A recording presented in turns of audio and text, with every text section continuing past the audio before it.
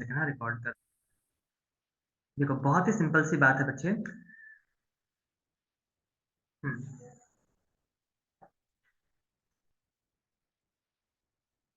हम्म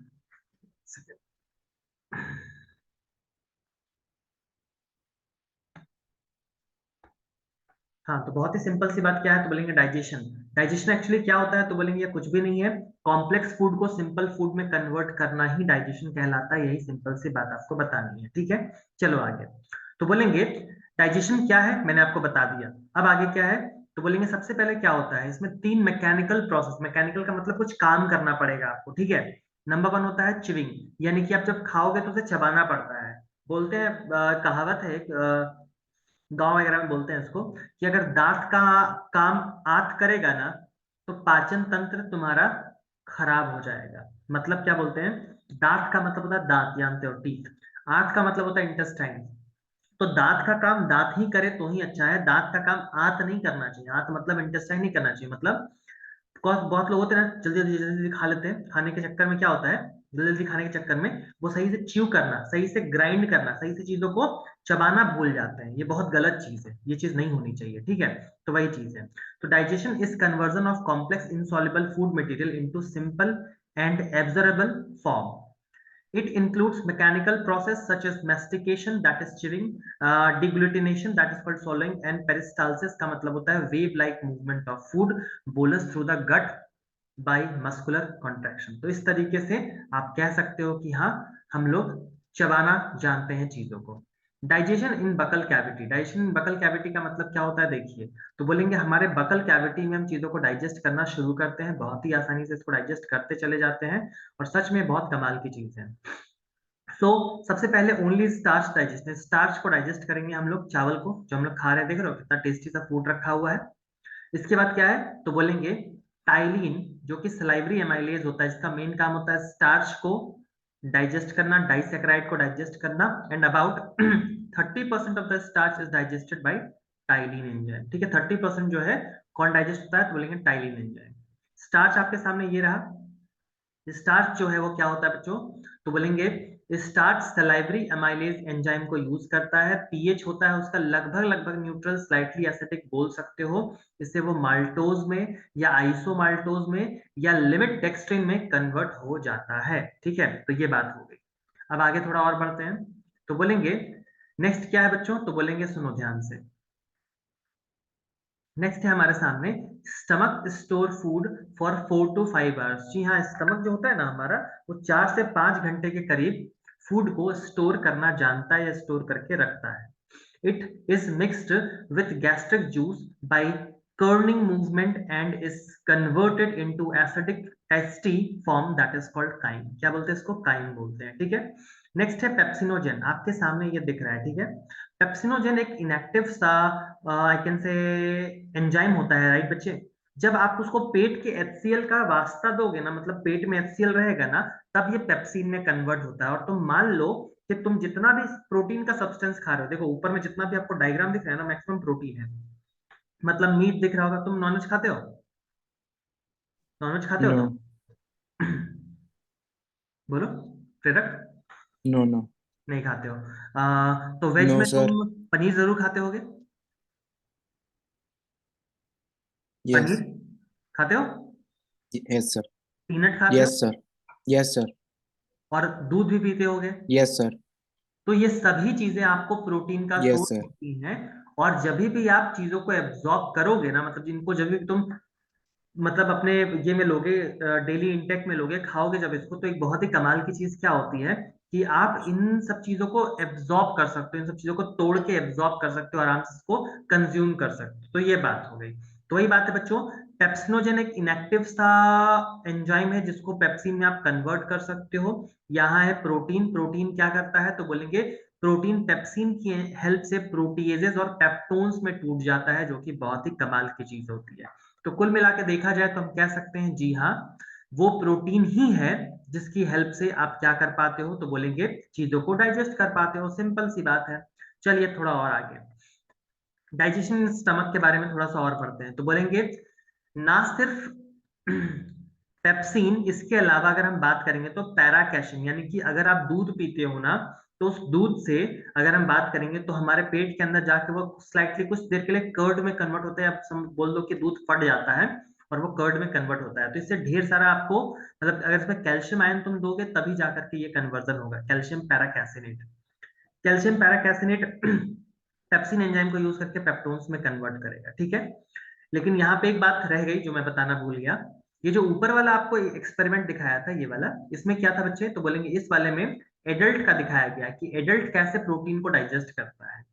adult क्या क्या खाएगा, मीट खाएगा, मछली खाएगा, दूध पिएगा, आई कैन से पीनट खाएगा, आई कैन से बहुत तरह की चीजें खाएगा। तो इसमें क्या होता है कि आपका जो पेप्सिनोजेन एंजाइम है वो एचसीएल के प्रेजेंस में पेप्सिन में कन्वर्ट होगा और सभी तरह के प्रोटीन कंटेनिंग कंपाउंड को डाइजेस्ट कर डालेगा। लेकिन वही छोटे बच्चों में, यहाँ लिखा हुआ है ना इन्फेंट, इन्फेंट का मतलब होता है 1 साल से छोटे बच्चे। 1 साल से छोटे बच्चों को हम क्या कहते हैं, तो बोलेंगे इन्फेंट कहते हैं, ठीक है, 1 साल से छोटे बच्चों को। तो अगर हम इन्फेंट की बात करेंगे तो क्या हम ये कह सकते हैं बच्चे की लगभग 6 महीने तक तो बच्चा दूध के अलावा, मदर मिल्क के अलावा और कुछ पीता भी नहीं है? क्या मैं ये बात बोल सकता हूँ, हाँ या ना? Yes, sir. ठीक है। तो ये जो 6 महीने तक का टाइम होता है, या आप कह लो कि कोई भी बच्चा है वो 6 महीने तो मिनिमम पिएगा ही पिएगा। हो सकता है 1 साल तक भी माता का दूध पिए, या फिर गाय का या बफेलो का या किसी भी जानवर का दूध जरूर पीता है। मतलब दूध पीना is like a amrit for them. इसके बिना वो जिंदा नहीं बच पाएंगे। अगर आप 4 महीने के बच्चे को दलिया खिला दोगे या कुछ और खिला दोगे तो ये बहुत ही गड़बड़ वाली बात है, अच्छी बात बिल्कुल भी नहीं है। ठीक है, तो मैं वही बोलूंगा, प्रोरेनिन एचसीएल रिलीज करता है, रेनिन में कन्वर्ट होता है। कैसिन जो है वो रेनिन रिलीज करता है, पैराकैशिन में कन्वर्ट होता है। पैराकैशिन कैल्शियम को यूज करके पैराकैसिनेट में कन्वर्ट होता है, और पैराकैसिनेट कैल्शियम पैराकैसिनेट पेप्सिन को यूज करके पेप्टोन्स में कन्वर्ट होता है। तो ये पूरा का पूरा कन्वर्जन है बच्चों जो हमारे पास है, ठीक है। Next, the gastric lipase hydrolyses small amount of lipid as well. कहने का मतलब हो गया, ये जो हमारे पास प्रोटीन तोड़ने के लिए इतने तरह के गैस्ट्रिक एमाइलेज है, यानी कि तोड़ने के लिए जितने भी हमारे एंजाइम्स रिस्पॉन्सिबल है, वही एंजाइम्स एक और काम लिपिड को भी थोड़ा बहुत तोड़ते हैं। लिपिड जानते हो ना, तो बोलेंगे फैट मॉलिक्यूल्स। जो भी तुम घी, डालडा, बटर बटर या चीज या कुछ भी ऐसा खाते हो, तो उनको भी थोड़ा बहुत यहाँ तोड़ा जाता है। 10% के आसपास बोल सकते हो, लेकिन हाँ 90% तो लिवर के बाइल जूस से ही टूटता है। चलिए अब आगे, तो बोलेंगे ये सब देखिए प्रोटीन का सोर्स है बच्चों, जो कि आपको मैं बता रहा था प्रोटीन के सोर्स क्या होते हैं और किससे आपको क्या क्या मिल सकता है, ठीक है। चलिए अब आगे,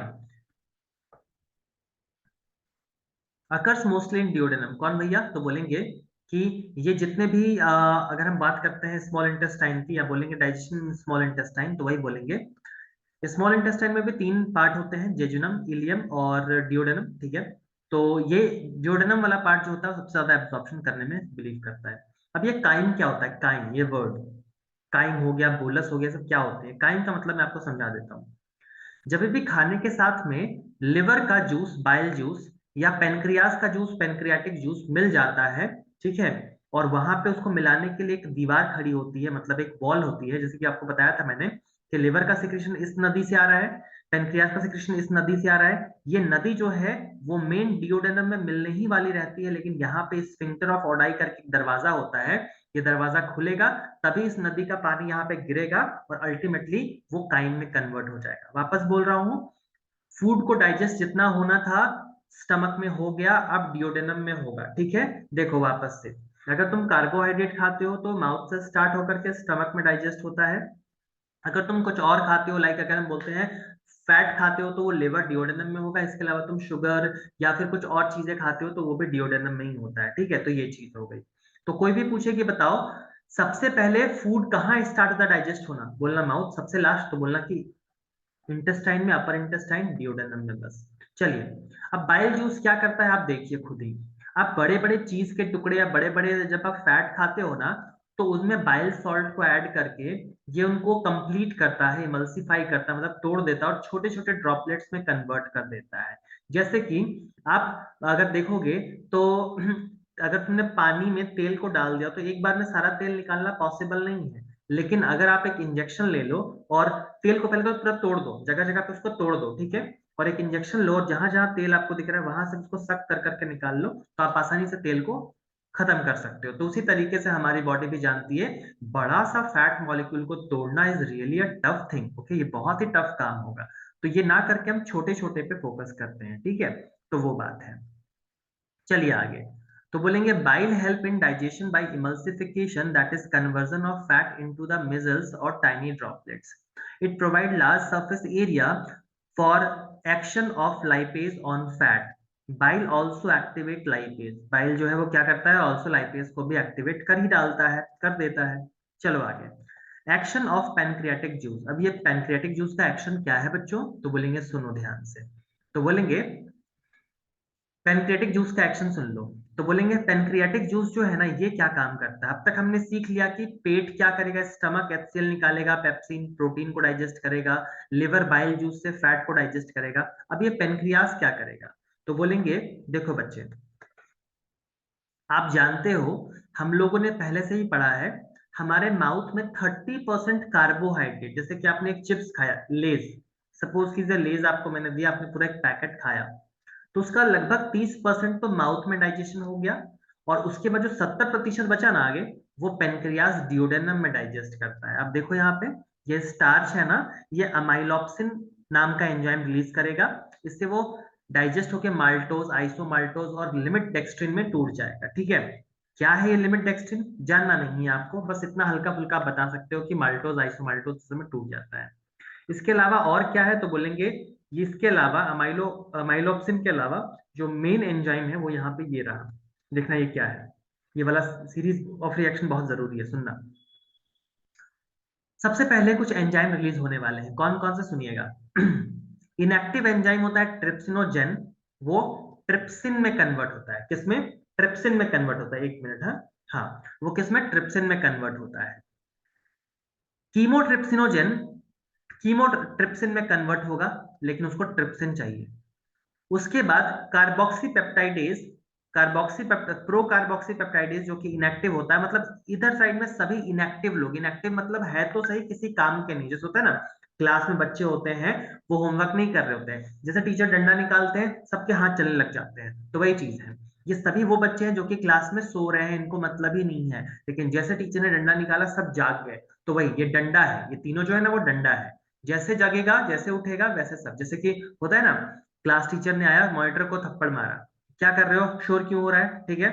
फिर मॉनिटर को क्या, मॉनिटर जैसे मॉनिटर कौन है, ट्रिप्सिन है, ठीक है। ये कौन है, ये सर है, ये सो रहा था, मॉनिटर पहले आए, हल्ला हो रहा था, थप्पड़ मारा मॉनिटर को, जो क्लास रिप्रेजेंटेटर होते हैं सीआर, उनको मारा थप्पड़, तो तुरंत एक्टिवेट हो गया, ठीक है। फिर उसने क्या किया, सबका नाम लिखना स्टार्ट किया कि कौन कौन हल्ला करता है, ठीक है, सबका नाम स्टार्ट कर दिया लिखना, और इस तरीके से क्या हो जाता है, तो बोलेंगे सबको पता चल जाता है कि हाँ यही चीज हुआ था, ठीक है, लाइक दैट। तो बस यही बात है बच्चों। अब आगे नेक्स्ट बात करते हैं, तो बोलेंगे प्रोटीन पेप्टोन्स में कन्वर्ट होता है और प्रोटीएजेस में कन्वर्ट होता है, ठीक है। तो बोलेंगे ट्रिप्सिन, कीमोट्रिप्सिन, कार्बोक्सी पेप्टाइडेज, ये डाइपेप्टाइडेज में कन्वर्ट करती है चीजों को, ठीक है। नेक्स्ट फैट की बात करेंगे, तो बोलेंगे फैट जो है वो लाइपेज से की हेल्प से डाइसेक्राइड में कन्वर्ट होता है, डाइग्लिसराइड में, ये इससे मोनोग्लिसराइड में, और मैंने सब कुछ बताया है आपको, है कि नहीं जानकी, बताया है कि नहीं, डाइग्लिसराइड, मोनोग्लिसराइड, ट्राइग्लिसराइड क्या होता है, यस सर। बायोमोलिक्यूल्स वाले चैप्टर में बताया ना। यस। चलो, तो ये सभी चीजें बच्चे, यही एंजाइम्स काम आते हैं, वापस से बोल रहा हूँ, देखना वापस से सुनना है इसको, एकदम ध्यान से सुनना है। सबसे पहले क्या है, पेनक्रियास के अंदर ट्रिप्सिनोजेन सो रहा था, नहीं जागा था, हमने एंटेरोकाइनिन डाला, ये एक एंजाइम होता है, तुरंत जाग गया ट्रिप्सिन में। अब ट्रिप्सिन क्या करेगा, तो बाकी के सोने वाले जो लोग हैं, कीमोट्रिप्सिनोजेन और प्रो कार्बोक्सी पेप्टाइडेज, उनको ये तुरंत एक्टिवेट करेगा, और किसमें कन्वर्ट कर देगा, आपके सामने है वो, दैट इज कीमोट्रिप्सिन और प्रो कार्बोक्सी पेप्टाइडेज में कन्वर्ट कर देगा, बस बात खत्म यहीं पे। अब नेक्स्ट अगर जानना चाहते हो तो बोलेंगे अब क्या काम है इनका, तो ये भी सुन लो।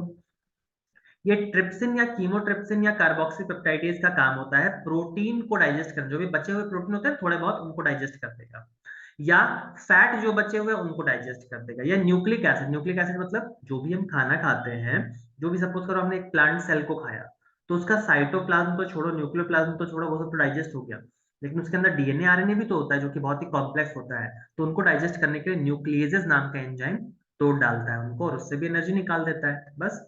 तो कुल मिला के हमारी बॉडी बहुत ही अच्छे तरीके से चीजों को डाइजेस्ट करना जानती है। चलिए अब थोड़ा सा और नाम ले लेते हैं कुछ एंजाइम्स का जो कि क्या क्या डाइजेशन करते हैं, सुन लो। तो बोलेंगे डाइपेप्टाइड मतलब प्रोटीन ही होता है, माल्टोज का मतलब कार्बोहाइड्रेट होता है, लैक्टोज का मतलब प्रोटीन होता है, सुक्रोज हो गया, न्यूक्लियोटाइड हो गया, न्यूक्लियोसाइड हो गया, डाइग्लिसराइड मोनोग्लिसराइड फैट होता है। तो इन सभी को हम लोग उसके सिंपलर फॉर्म में तोड़ देते हैं और अब बोलते हैं कि जाओ ग्लूकोज या जो जाओ तुम लोग आप रेस्पिरेशन कर सकते हो, रेस्पिरेशन वही पायरुविक एसिड वही क्रेब्स साइकिल चलेगा और आपको एनर्जी मिल जाएगी अल्टीमेटली।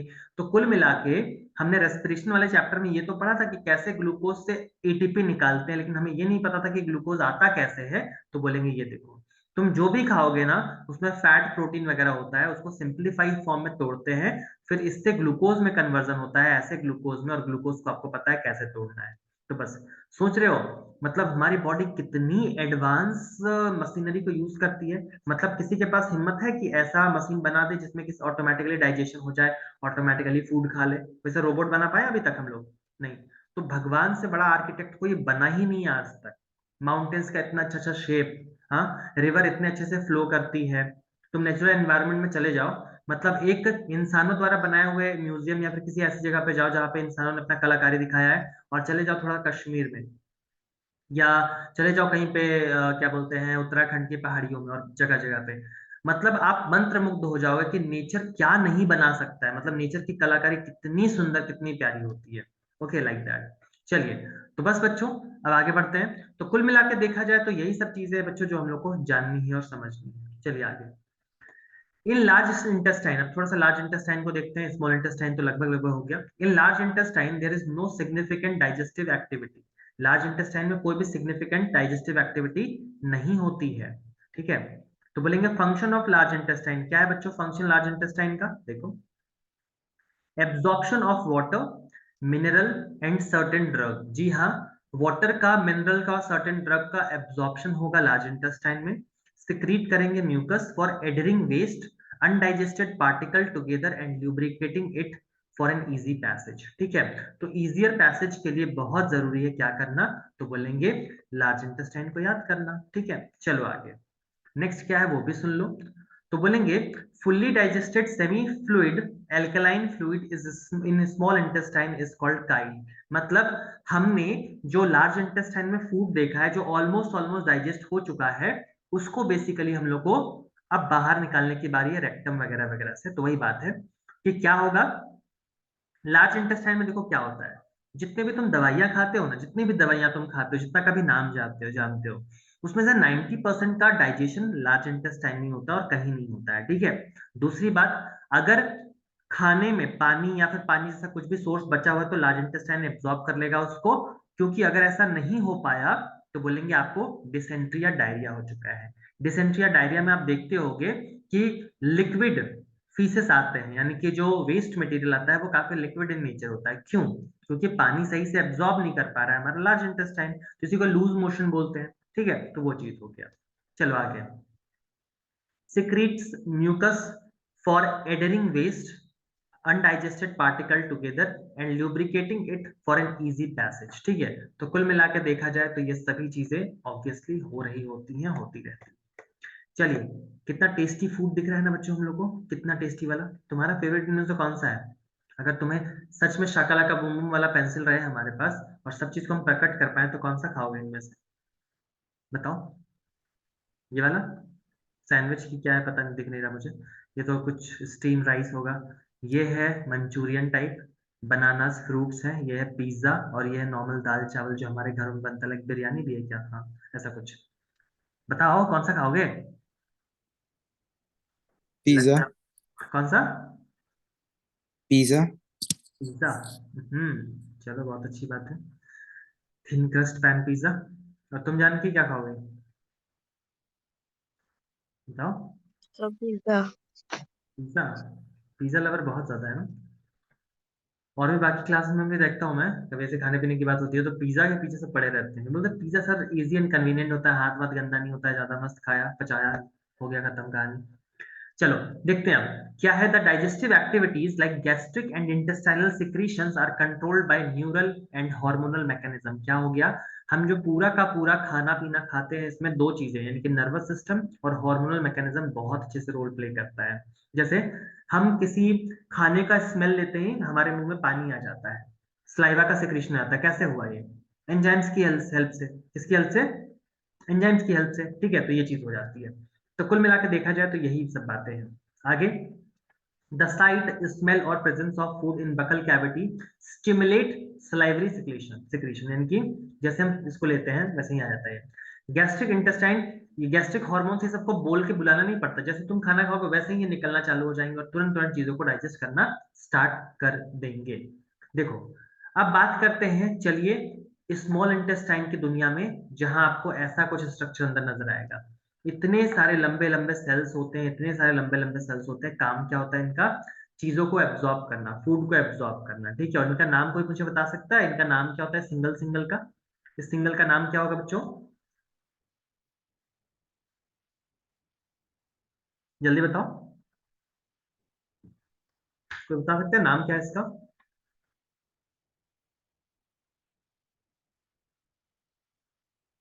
कोई भी? विलाई बोलते हैं ना इसको बच्चे, विलाई। सिंगल को विलाई बोलते हैं। चलो, तो देखो बच्चों, अब हम बात कर रहे हैं, थोड़ा सा अंदर आ रहे हैं किधर, तो बोलेंगे इंटेस्टाइन की दुनिया में आ रहे हैं। ठीक है, क्या है सुनना ध्यान से। तो बोलेंगे देखो, सबसे पहले तो है एब्जॉर्प्शन ऑफ डाइजेस्टेड प्रोडक्ट। कैसे होगा? तो देखो, ये हमारा ब्लड स्ट्रीम है। क्या है? ये हमारा ब्लड स्ट्रीम है। ठीक है, ये हमारा ब्लड स्ट्रीम है। हमने क्या किया यहाँ पे?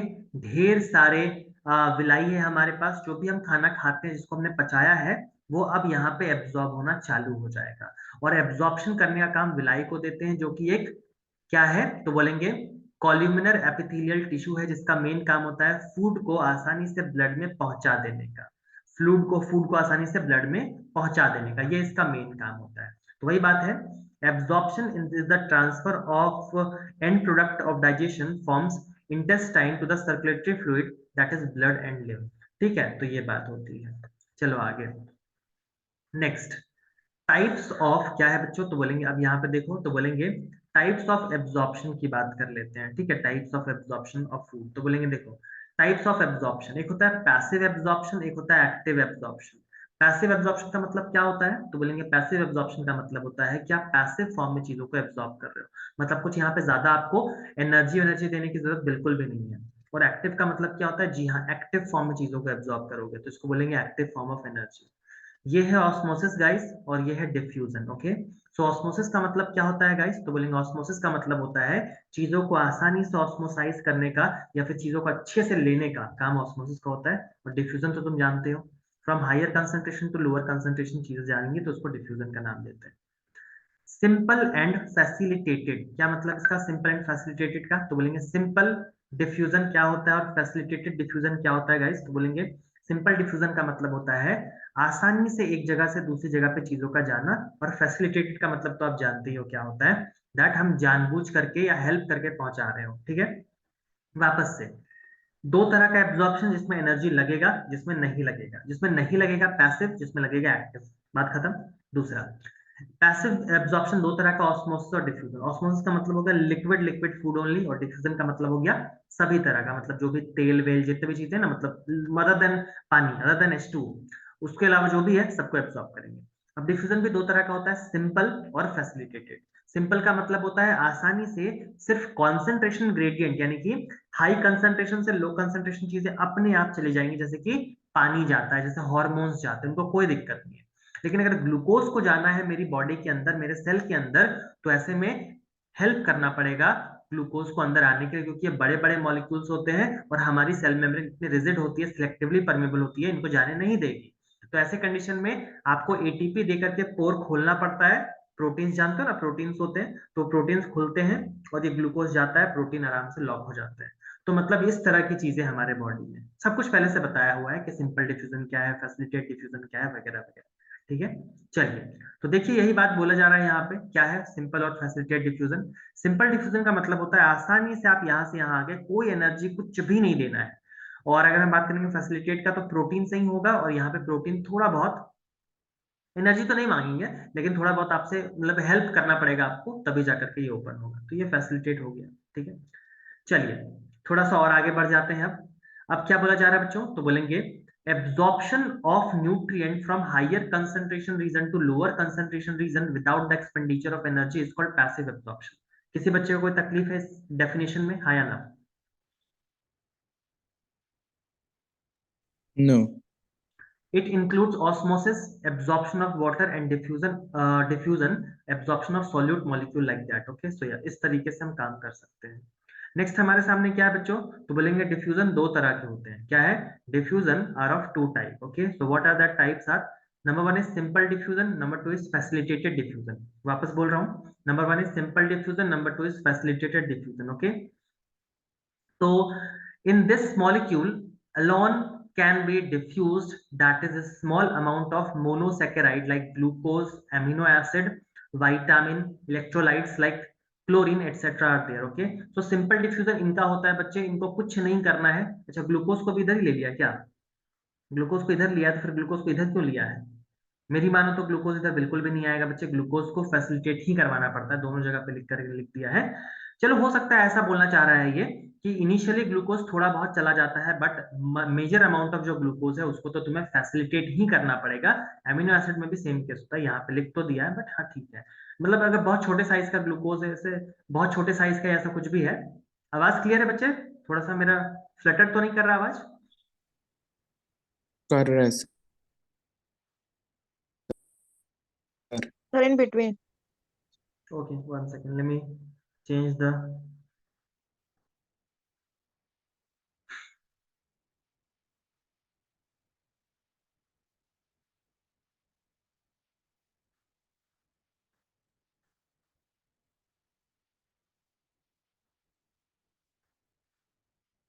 अब क्लियर है क्या? अब क्लियर है क्या? Yes sir. Yes, okay, sir. तो सिंपल डिफ्यूजन मैंने बता दिया कि क्या होता है. यस, ये एक एरिया से दूसरे से एरिया में जाते हैं बिना किसी एनर्जी को दिए हुए. वैसे फैसिलिटेट भी यही होता है, बट यहाँ पे प्रोटीन्स आपको जरूर मदद पहुंचाएंगे, तभी जाकर के ये काम होगा, अदरवाइज नहीं होगा. चलिए, तो अब थोड़ा सा और आगे बढ़ने का कष्ट करते हैं. क्या है एक्टिव एब्जॉर्प्शन? एक्टिव एब्जॉर्प्शन क्या है बच्चे? जब भी कोई चीज अंदर जाना चाहेगा सेल के, तो आपको जरूरी से जरूरी है, आपको बहुत जरूरी है कि आपको एटीपी खर्च करना पड़ेगा. बिना एटीपी खर्च किए हुए ये काम बिल्कुल भी नहीं होने वाला है. पॉसिबल ही नहीं है, नहीं हो पाएगा. सिंपल सी बात है. ठीक है, तो यही है एक्टिव एब्जॉर्प्शन, आपके सामने है. ठीक है, तो lower concentration region, higher concentration that you have, and या this is called active transport that we have. Okay, getting it ना? चलो आगे, नेक्स्ट बढ़ते हैं आगे. तो बोलेंगे क्या है? Absorption of nutrient from lower concentration region to higher concentration region, that is against concentration gradient, it needs what? Energy. तो वापस बोलूंगा मैं यही कि जी हाँ, अगर आप इसकी बात करते हो एक्टिव ट्रांसपोर्ट की, तो हाँ, ये लोअर से हायर जाता है, और लोअर से हायर जाने के टर्म्स में आपको एनर्जी तो देना ही पड़ेगा. अगर हम बात करेंगे तो बोलेंगे एमिनो एसिड हो गया, मोनोसेक्राइड हो गया, लाइक ग्लूकोज हो गया, इलेक्ट्रोलाइट हो गया, इन सब में भी आपको एनर्जी देना पड़ता है. मतलब देखो, जब तक हाई अमाउंट ऑफ ग्लूकोज इधर था, तब तक आपको फैसिलिटेटेड डिफ्यूजन करना पड़ा. लेकिन जब ऑलमोस्ट ऑलमोस्ट 90% चला गया इधर और 10% बचा है इधर, तो भी तो आपको 10% को तो भेजना पड़ेगा ना इधर. नहीं तो क्या होगा, दिक्कत हो जाएगा. तो बोलेंगे जो बचा हुआ 10% उसको आपको भेजना पड़ेगा इधर, और उसके लिए आपको जरूर से ये चीज सेंड करना पड़ेगा. ठीक है, तो वो चीज है. चलिए आगे. Absorption of nutrient from lower concentration region to the higher concentration region against the concentration gradient, या और इसमें एनर्जी लगती है बहुत ज्यादा. ये सब वो मॉलिक्यूल है जिसको एक्टिवली भेजा जा सकता है फ्रॉम सेल के इस साइड से उस साइड. चलो, अब थोड़ा सा और बात कर लेते हैं विलाई के काम को लेकर के. एब्जॉर्प्शन ऑफ लिपिड ये कैसे होता है? ये बड़ा कमाल का ना. मतलब कि बाकी लोग ग्लूकोज हो गया, कार्बोहाइड्रेट कुछ भी हो गया, आसानी से एब्जॉर्ब हो जाते हैं. जो नहीं हो पाता है आसानी से, वो है ये लिपिड वाला. चलो देखो, तो इसको क्या है ये? तो लिखता है मोनोग्लिसराइड, फैट का सबसे simple structure, diglyceride and fatty acid can not be absorb directly as they are water insoluble. जी हाँ, क्योंकि ये वाटर इनसॉल्युबल होते हैं, ये आसानी से घुल के अंदर नहीं जा सकते.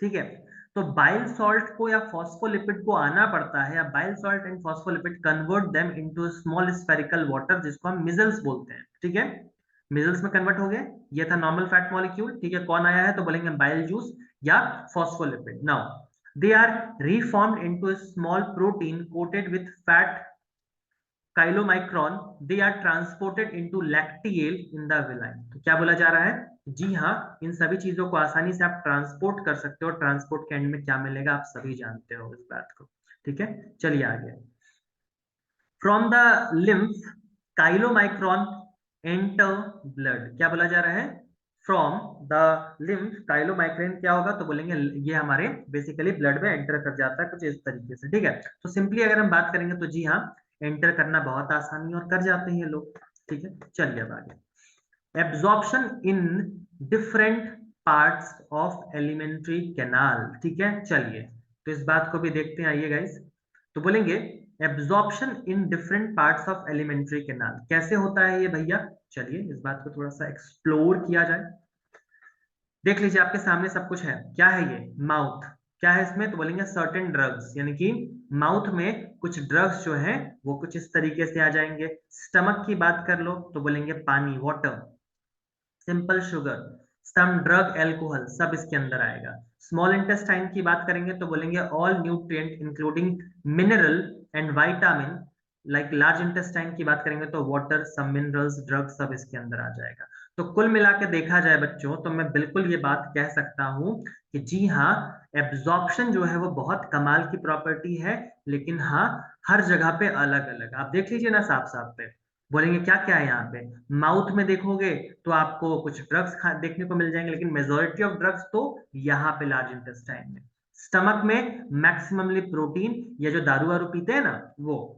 स्मॉल इंटेस्टाइन में क्या, तो बोलेंगे जो भी आपने खाना वीना खाया है सबका एब्जॉर्प्शन तो यहीं पे होने वाला है।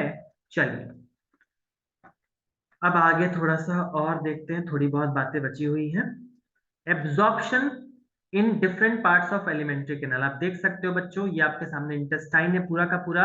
बाहर से देखने में जितना लगता है ना ऐसे घुमा घुमा घुमा, अंदर उससे भी ज्यादा खतरनाक डायग्राम होता है अंदर का। चलो थैंक गॉड हमें बनाना नहीं पड़ता है एग्जाम में, नहीं तो बहुत दिक्कत आती है। वैसे ज्यादा दिक्कत भी नहीं है, थोड़ा सा बस बारीकी चाहिए, बन जाएगा। ये देखिए ये आर्टरी आ रहा है, ठीक है, ये लोड हो रहा है इससे और चला जाता है ब्लू होकर वेन में। सर ये येलो वाला क्या है, तो बोलेंगे जो येलो वाला है ना इसी का काम होता है मीजल्स को, यानी कि फैट मॉलिक्यूल्स को एब्सॉर्ब करने का, उसके लिए अलग पाथवे बनाया गया है। तो बस यही सब बातें हैं जो आपको जाननी है, ठीक है, विलाई के अंदर। तो small intestine is the chief area of absorption due to villi, क्योंकि इससे बहुत लंबी लेंथ होती है और कॉइल्ड नेचर का होता है। आपको अगर मैं बताऊं, हमारा एलिमेंट्री कैनाल जो होता है ना वो पूरा का पूरा 9 मीटर का होता है। कितना, 9 मीटर का होता है, 9 मीटर का होता है। हमारा टोटल हाइट जो होता है वो 2-2.5 मीटर का होता है, बहुत ज्यादा लंबा इंसान है तो 2 मीटर का होता है।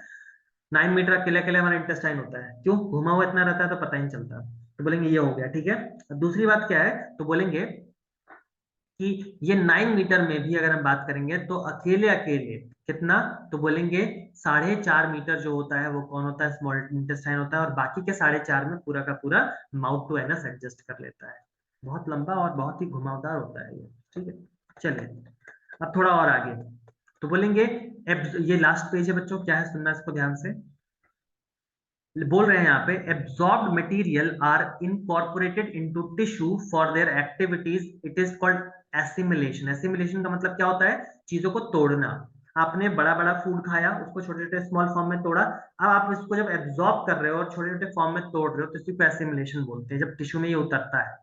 Undigested substance like plant fibre या डेड बैक्टीरिया या जो भी है वो फीकल मैटर के थ्रू बाहर निकल जाते हैं through ileocaecal valve which prevent the back flow of faeces. यानी कि इलियोसिकल एक वाल्व होता है जिसके थ्रू सिर्फ और सिर्फ जो वेस्ट होता है आगे जा सकता है, पीछे बिल्कुल भी नहीं आएगा। इसीलिए हम बोलते हैं after certain period of time हमें वॉशरूम जाना ही पड़ता है। Faeces are temporary stored in the rectum and eliminated through anus, और इसी को हम लोग क्या कहते हैं, डिफिकेशन कहते हैं या इजेशन कहते हैं, ठीक है। चलिए तो बस बच्चे अभी के लिए इतना ही। नेक्स्ट क्लास में हम लोग कल मिलेंगे वापस से और खत्म करेंगे इस चैप्टर को। क्वेश्चन जरूर कर लेना एनसीईआरटी फिंगर टिप से, ठीक है। चलिए bye bye and take care guys, bye bye.